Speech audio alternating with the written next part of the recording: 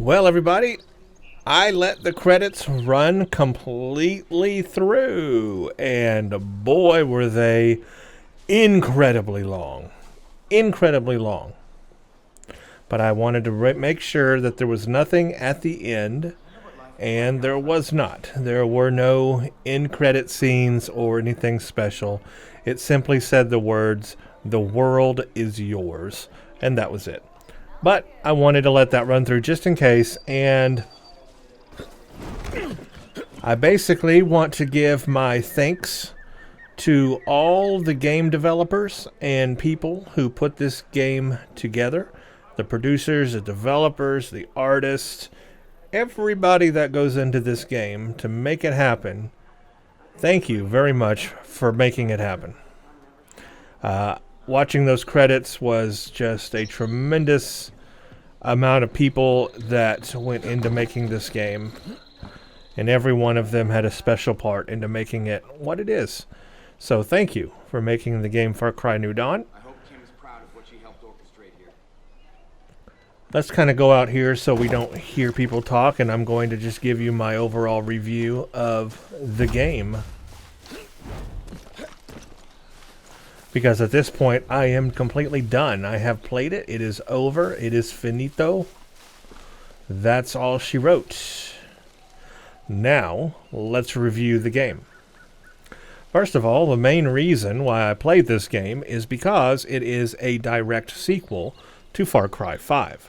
And I had played Far Cry 5 recently, just previous to this game. And at the end of Far Cry 5, we were left with a very open-ended kind of ending, a very unexpected ending, actually. Nuclear warfare, nuclear blast went off. Our character survived, and Joseph Seed survived, and that was it. That was the end of Far Cry 5. So I had to know what happens with Joseph Seed. Hence, Far Cry New Dawn. I did not know at the time, but then I learned after I played Far Cry 5, I learned that Far Cry New Dawn is actually a direct sequel to Far Cry 5. And I thought it was just going to be a separate game. So I wasn't as interested in it. I was going to actually jump right into Far Cry 6 before I learned that. But then I learned, oh, Far Cry New Dawn is actually a direct sequel. So I was like, wow, I didn't know that. It didn't sound like it would be, but it was. And so I had to play it, and hence my playthrough that you saw. And it answered the question I had, which was what happened to Joseph Seed. He did survive. It ends up that they did create a new Eden after the fallout, but then Joseph Seed kind of left and went on his own, hide out with the trees and an apple, and he had a son, and that son kind of took over New Eden. But this was a more peaceful New Eden. They weren't killing people. They were just hiding out on their own, living on their own, away from this world, which was a different idea from Far Cry 5, where they were the aggressor. They were the ones you were fighting. But in Far Cry New Dawn, no, you are not fighting them. You are now fighting a new aggressor, these sisters that have created this band of highwaymen that have come together and wreaking havoc on the people just trying to make a living in this post-apocalyptic world. And so that's your enemy. And it ends up you actually bring in and conscript New Eden people to help you. So it's a flip turn of events from Far Cry 5. Now you're friends with New Eden. Now they are on your side fighting. Now you are friends with Joseph Seed, and you're not fighting Joseph Seed. You're fighting somebody else. So that is a unique twist and turn there, and I liked that. It's because they could have gone the cliche route where Joseph Seed was just the enemy again, and you had to seek him out and kill him, and you were aggressive toward each other. That they could have gone that cliche route, but they did not. They did it a much better way, and so I enjoyed that little twist there, that little turn of events. And so that was a unique aspect of this. Now, in the Far Cry 5, we were also a deputy, and I'm not sure if we outright learned what happened to him in Far Cry New Dawn. I think he ended up that he's dead. Like, Joseph Seed brainwashed him while they were in the bunker. And then he ended up dying somehow. That's what I think. Let me know if I'm wrong about that, or what you think happened to him from Far Cry 5. That's my only question, is what happened to our character from Far Cry 5. And we never got like 100% confirmation that, what happened to him. But I am assuming he died. But Joseph Seed lived on. And then our character here in this game, we're pretty much just the hero. We don't die or live, and we don't have any enemies by the end of it. We're good. We're good with Joseph Seed. We're good with the New Eden people. We're good with the Prosperity people. We're good with the Highwaymen now that the sisters are gone. So we're just good all around. I did love this idea. I loved the idea of post-apocalyptic story after a nuclear blast. I love those kinds of stories. I love those kinds of games. And this was a very cool take on it. It had taken place like 17 years or something after the nuclear blast. So things have healed. This is not like right after the blast. This is like things have healed. So that is cool. And that allows us to do things. However, there is still an outer area of the map that is like radiation filled. So there is still radiation out there. We just don't come across it in the game. I thought that radiation would kind of be like an issue for us in this game. Like we would have to fight it off or use some kind of meds or something. There would be radiation zones we can't go into and stuff. I thought I would encounter problems like that, and I did not. I was kind of thinking like Fallout kind of games and with the radiation stuff there, but that wasn't so much the case. They didn't lean on that in this game. So I appreciate that, that we didn't really have to worry about like Fallout radiation. So that was fine. I did like the unique kind of weapons. You can see here they're like makeshift weapons. The way that they're like thrown together and put together is like makeshift weapons. That is very cool and just fits right in with the style of the game.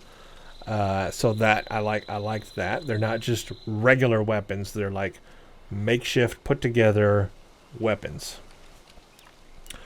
As for the weapons, I did like the tier system. I think that was a neat idea of just, ranking up in tiers, tier 1, 2, 3, and then epic tier of weapons. I liked that. It just, it's an easy way to differentiate what level weapon you have and what's more powerful. And if you've got epic weapons, you've got the most powerful ones. And then beyond that, you can continue to upgrade. Like if you've got a favorite weapon, like this was obviously my favorite weapon, you could continue to upgrade it in the perk system. You could upgrade it in the workbench. You could continue to upgrade its damage in the workbench. I don't know how many times you can upgrade it, or if you can just infinitely upgrade it. I don't know that. But I do know that they give you a lot of chances to upgrade the damage on it. So you could pick your favorite weapon and just keep upgrading, and make it very powerful if that's like your favorite weapon in the game. Once you get to epic. That's the only thing. You have to get to epic weapons to do that, though. No, you have to get to level 3 in the workbench. Excuse me. You have to get to level 3 in the workbench. So you do have to get, some progress made before you can start upgrading weapons. But then you find your favorite weapon and just keep upgrading it, and that's really cool. And I like that ability to just make like your favorite thing more and more powerful. So that's cool. And then I did like all the other weapon types that were in the game. I liked all the different firing things, the piercing ammo, the incendiary ammo, different things there. Very cool stuff. Very nice weapons. Having to design your character and what he looks like the clothes he wears and stuff, didn't really play a part in the game. I kind of wish that had played a little bit more of a part, that role-playing aspect, but it did not. I loved the settlement building, because I love settlement building in games. So I absolutely love the settlement building of taking Prosperity here and upgrading bits of it over time, and then you visually see it improve and get better. And then you get perks with that. Like each upgrade gives you a new perk and a new perk and a new perk, a new thing, with that. You get like with upgrading the infirmary, for example, gave you more health all the way to max it to a maximum health level. I loved that. I wish there were an armor. I think an armor would have been nice because you have the health, but I think having an armor would have been nice, an armor health as well.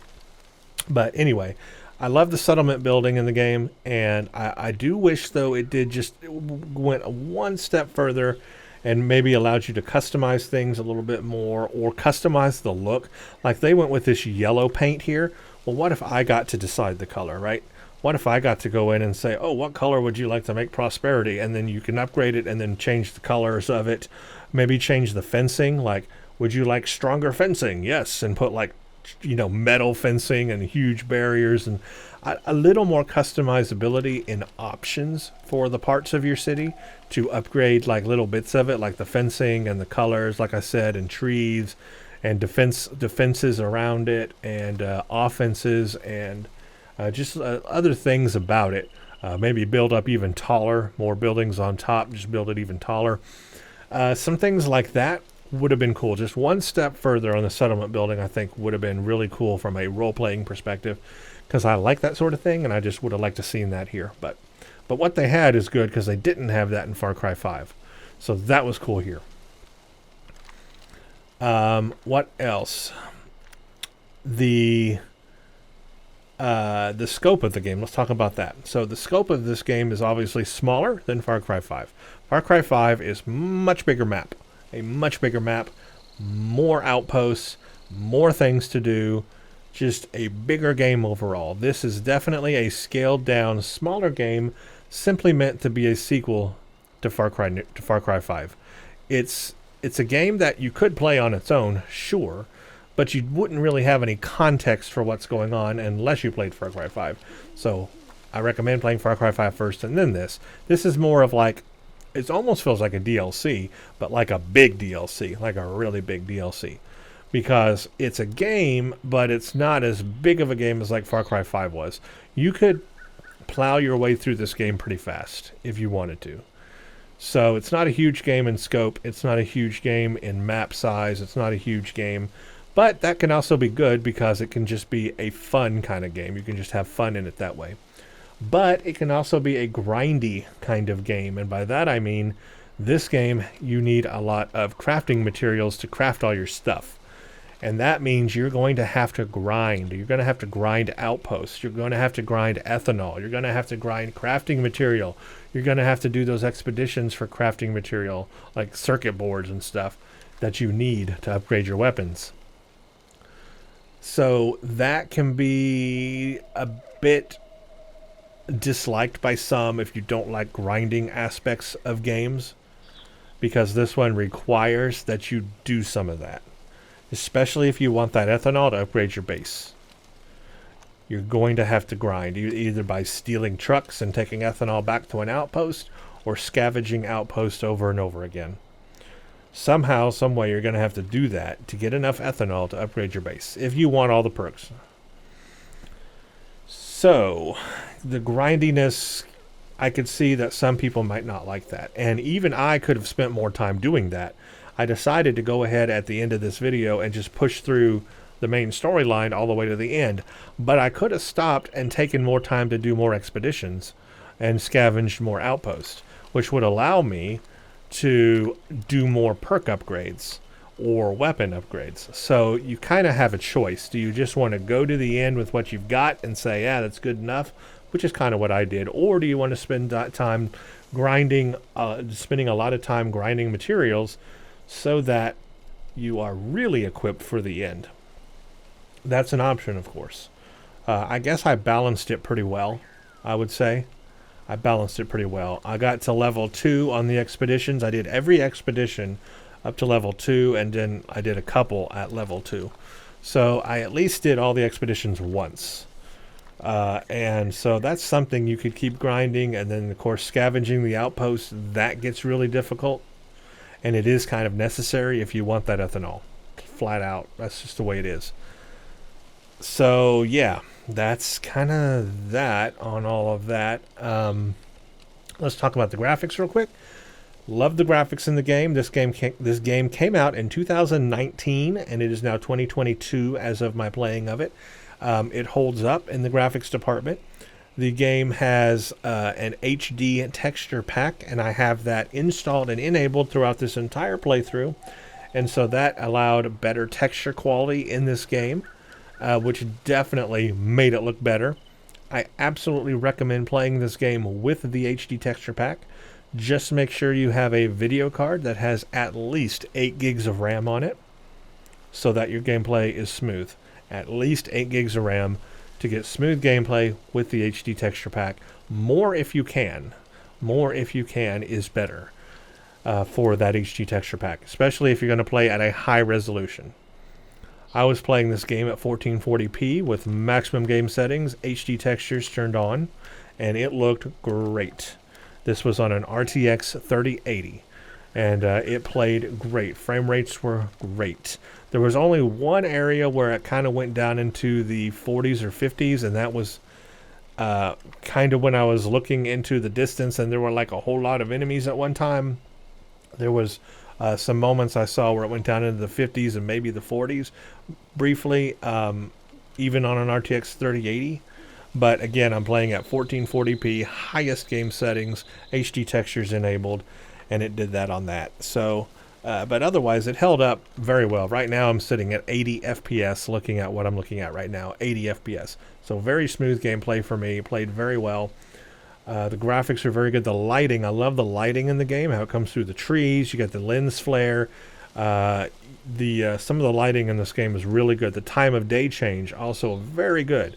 I love that the time of day does change. It gives it movement and feeling and aliveness. Makes it feel alive. Makes the world feel alive.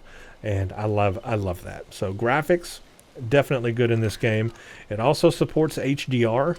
So if you do have an HDR, a very good HDR monitor, like HDR 1000, if you've got a good HDR monitor, you could turn on HDR in this game, and it would look even better, especially in those cases where there's a stark contrast of lighting.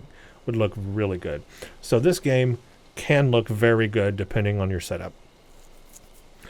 Okay, let's also talk about the music. I really enjoyed the music of the game. It was very engaging, and it was very, at times, it kind of moved you forward. There was kind of, there was some electronic, there was some rockish kind of stuff. There was stuff that moved you along.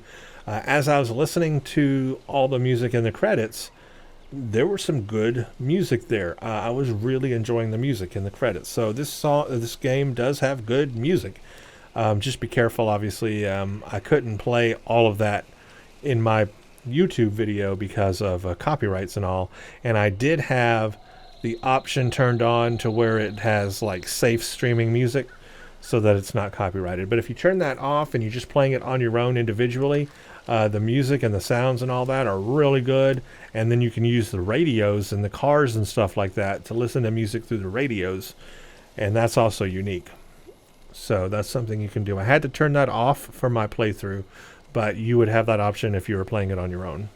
So the music can be a very, very good driving force in this game. What else? Yeah, I mean, I'm trying to think. There's really not much else to say. I really enjoyed this game. My two biggest questions, however, are what would have happened if we had killed the other sister? Should we have? What would have happened? Would have things gone differently for us in the end? Or not? I don't know. Should we have saved her or not saved her? What did you do? And what's the other outcome that happens if you don't? Second, what happens if you pull the trigger on Joseph's seed at the end? If you pull the trigger there, will it kill him or not kill him? What happens there? I don't know. I'll have to... What I'll probably end up doing is just going onto YouTube and seeing what the other options do. I don't think I'm going to replay the game just to figure that out.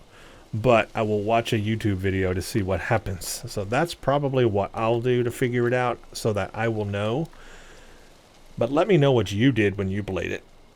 And what option would you choose if you played it? I do know that there is a Joseph Seed DLC in Far Cry 6. So I don't know if that spoils for me that he's alive still. I guess in our playthrough, he is alive. We left him alive. So I guess that would track. But what happened if you tried to kill him? Would it just have not worked? Because I do know there's like a Joseph Seed DLC thing in Far Cry 6. I've never played Far Cry 6. I am going to in the future. But I saw that. I saw that that was advertised. So that gives me thought that he may still be alive in the storyline.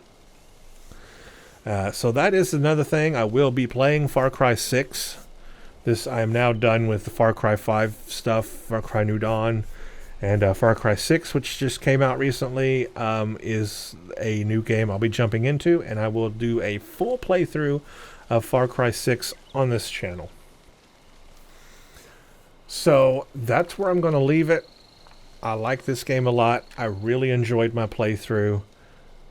Could I have spent more time in the game? Yes, I could have grinded more materials and so forth, and perks and upgrades and all that kind of stuff. Yes, I could have. But I am happy with where I am and how it ended. And that was very cool. I didn't do all the side quests like the photo stuff, but there are a couple of other things I could like search out in the world if I wanted to. But I'm satisfied with where I'm at. So I'll give this game a very good grade, an A+, and recommend that if you have played Far Cry 5, you play this so that you can see what happens. Also, I think it was kind of answered in the expeditions, but the outside world of where we are has also been taken over by nuclear fallout. Like, we went to San Francisco in one of the expeditions, and the bridge was all messed up and mangled. So does that mean that nuclear fallout happened all over the United States? Maybe the world? Good question, but it looked like, according to the expeditions, that it has. See, I thought the nuclear blast was localized to the Midwest here, where this game takes place. I didn't think that it had expanded all over the United States or to the world. I thought it was localized. But according to this game, Far Cry New Dawn, in the storyline here, nuclear fallout happened a lot wider than that. The whole United States, perhaps. Maybe the world. So but I still have a question of that. Is that true? What is the scope of the nuclear fallout from Far Cry 5? What's the scope of that? I don't know. Maybe Far Cry 6 will answer that. You know, I've seen the trailers for Far Cry 6, and it didn't look like a nuclear wasteland. So I don't know. I don't know. But I would like to know. If anybody does know, let me know. So that's it. I'm going to call it on this video. I want to thank everybody who has watched this playthrough of Far Cry New Dawn. I greatly, greatly appreciate it. Thank you for having the patience to sit through the craziness of my gameplay style. Thank you for that, because I know that takes a great amount of patience, and I really appreciate it. If you haven't seen my Far Cry 5 playthrough, I suggest checking that out as well. And like I said, I will be playing Far Cry 6, as well as many other games on my gaming channel. So, if you like what you see here, consider subscribing to the channel, putting a like on the video.